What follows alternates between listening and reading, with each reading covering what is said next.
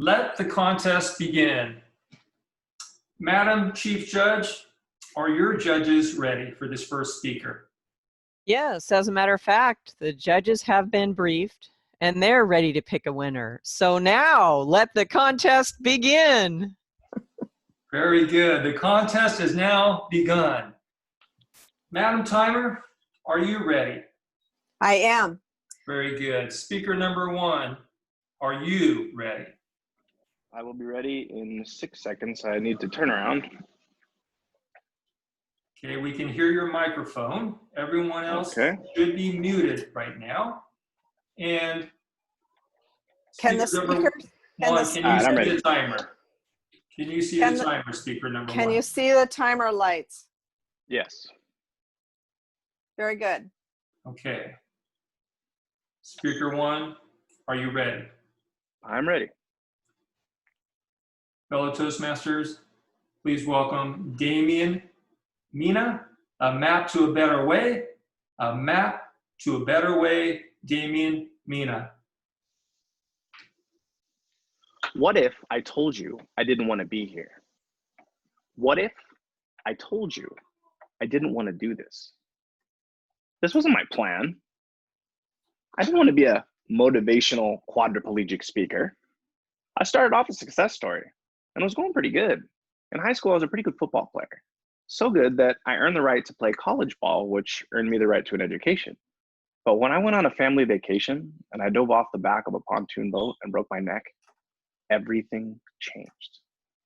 So next thing I know, I'm on a hospital bed in an eerie, dark and cold room. I see myself floating away from my body. I knew exactly what was going on. It was like a scene from a Hollywood movie. Put me back in my body. Put me back in my body, I said to whoever might be listening. And then all of a sudden, I was back on the hospital table and I'm looking up at an abundant being of light. And I said, I'm not ready to go. Please let me go back to my life, to whoever might be listening. And then I heard a voice. This voice said to me, if you want to go back to your life, you have to agree to 3 things. First, you have to agree to find oneness within yourself. Second, you have to practice this oneness as an example of what it means to be, to influence your friends and your family. And finally, you have to get to work on your purpose. Now, since I wasn't in the mindset of ignoring life-threatening, abundant beings of light, I agreed to the deal. And the next thing you know, bam, I'm in front of a doctor, shining a light in my eyes. This doctor told me that I had sustained a spinal cord injury. And he said that that means I'm now quadriplegic. And I might be quadriplegic in a wheelchair for the rest of my life. Now, this didn't make sense to me because I just agreed to this deal with an abundant being of light. And how was I supposed to do that if I was going to be in a wheelchair? All of a sudden, my roadmap for success had just gone up in flames. So it was time to come up with a new one. So I started with mindfulness. My thoughts were like a prison riot. All of my happiness was being held hostage. So I started to meditate. I started to control the process of what was going on with my mind so that I could focus on what was in front of me. Man, I was scared. I didn't know what to do. It kept me in the way of my eventual recovery. I passed on passions like football because I was afraid of what might happen. What if I overheated? What if I needed to use the bathroom and I couldn't make it in time? Well, since I only have 5 to 7 minutes to tell you the story, I'll save you the suspense. I did overheat a couple times, and there were a few times that I didn't make it to the bathroom. By getting through it and having patience with the process, it made me stronger. And in doing so, it led me to the next destination on my roadmap: awareness. I started to develop a sense of myself and what was going on around me that I was completely unfamiliar with. I didn't know what to do with this newfound awareness. How was I supposed to pursue it? Where was I supposed to go with all of this? It didn't make much sense to me. So I started to just let it unfold. Then I got a phone call.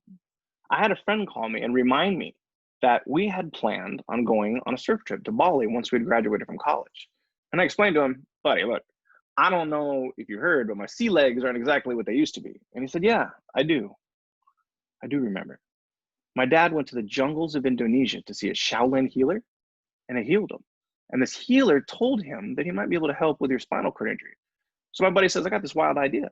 I'll save up money for about 4 months of therapy. We'll fly out to the jungles of Indonesia. We'll get y'all healed up and we'll go on that surf trip. So if I really wanted to do this, I had to totally surrender. Man, I had no idea what that looked like. Total surrender was totally new to me. But now all of a sudden I have this opportunity and it's right in front of me and I don't know what to do. So I get on a plane and I fly to the other side of the world with my wife, and we're in the middle of the jungles of Indonesia being seen by a Shaolin healer. The healing that took place in the jungle was absolutely miraculous. By turning inward, the isolation of the jungle really helped me focus on my thoughts and my awareness. In doing so, I realized that the great adventure didn't come from me flying to the other side of the world. It came from me turning inward and focusing on healing from the inside out. Now, when all of a sudden the plan didn't work out, my buddies went in different directions and the healer wasn't grounded anymore. So for whatever reason, his healing wasn't as effective. My wife and I now had to decide if we wanted to create purpose in this incredible journey. It was entirely on our behalf to do it. So we decided to continue the documentary.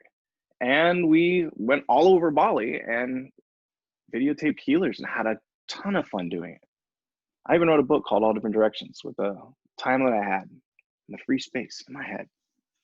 In doing so, we found this meditation retreat and I met this surf instructor. And when I told him that I wanted to go surf the waves of Bali, he's like, well, man, we should do it. Now, all of a sudden, by being mindful and aware, the dream that I had of going surfing all of a sudden popped back up into the scene again. So when I showed up to surf that day, I had recognized something, that purpose was unfolding in front of my eyes, that by finding oneness within myself, by finding happiness inside first, I was able to see it in the hearts and minds of everybody that showed up that day to help me. I realized that I had just accomplished all 3 things that I said that I was supposed to accomplish with the abundant being of light. I started this speech with what if. I said, what if I told you I didn't want to be here? What if I told you I didn't want to do this? Don't what if your way through life. Be significant now. It's time we all start demanding more out of ourselves. I believed in a better way, and I absolutely surrendered to it in every way possible, and I believed that it would happen. Here's my map that I used. I was mindful of my thoughts, which helped me accept how things are right now.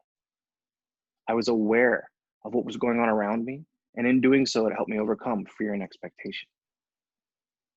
And I was also purposeful in doing it. It took being patient with the process, and it took a long time, and I had to let go. But when I did, I realized that it was all worth it.